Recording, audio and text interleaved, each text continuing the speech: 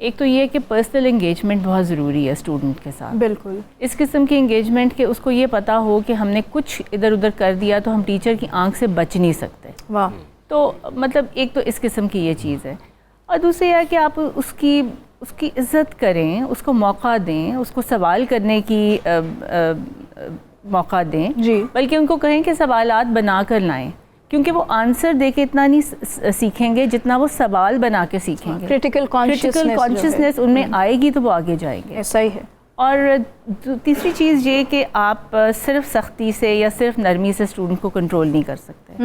آپ کو یہ دونوں چیزوں کا امتزاج بنانا پڑے گا. اور یہ بڑا مشکل ہے. You have to be very soft with them. You have to be soft hearted with them, but you have to be very firm with them. بالکل. آپ یہ ان کی مطلب رضامندی حاصل کرنے کے لیے ان کو ایکسٹرا مارکس تو دینے کا سوال پیدا ہی نہیں ہوتا. آئی مین یہ بھی ایک بڑی روایت ویسے چل پڑی ہوئی ہے.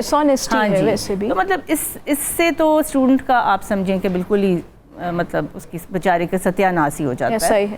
تو لیکن یہ ہے کہ آپ ادروائز اس کو یہ پتہ ہونا چاہیے کہ میم اس چیز سے ناراض ہو جائیں گی, میم اس چیز سے خوش ہو جائیں گی. جو اسٹوڈنٹ ٹیچر کی عزت کرے گا نا وہ آگے وہی بڑھے گا.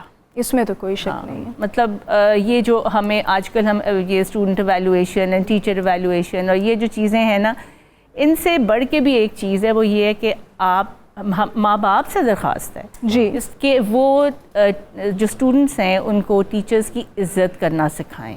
بہت اچھی. مطلب یہ جو چیز ہے نا یہ ناپید ہوتی جا رہی ہے ہمارے معاشرے میں اور ہمارے انسٹیٹیوٹس میں. اور دیکھیں جو اچھا استاد ہوتا ہے نا, اور زیادہ تر ہمارے بڑے اچھے استاد ہیں جی, وہ they have the best interest of the student at heart. ایسا ہی ہے. تو مطلب یہ سمجھنا کہ جی یہ استاد کوئی جان کے آپ کو ٹارچر کر رہا ہے یا اس طرح سے نہیں ہوتا. تو بس یہ اسٹوڈنٹس کو سمجھنا چاہیے اور ان کے ماں باپ کے تھرو یہ چیز ان کو کنوے ہونی چاہیے, تو پھر ہی جا کے تو یہ بات. بالکل. بہت اچھی گفتگو کی.